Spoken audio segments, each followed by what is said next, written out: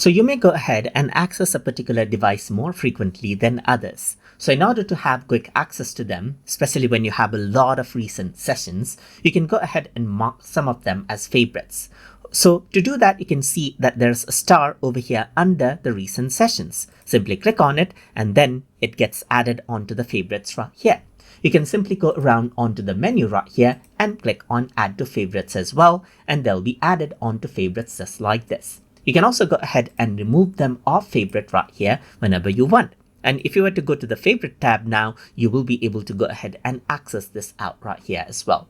Click on show all to go ahead and show all of the favorites if you don't see it right here just like this. In my case, I only have one, so you're not seeing any changes. But if you have more, you'll be able to go ahead and see changes. Simply go ahead and click to add, click to remove right here just like this as well.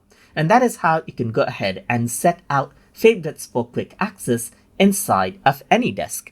So I hope you guys learned something as always. And as always, please like, comment, share, and subscribe.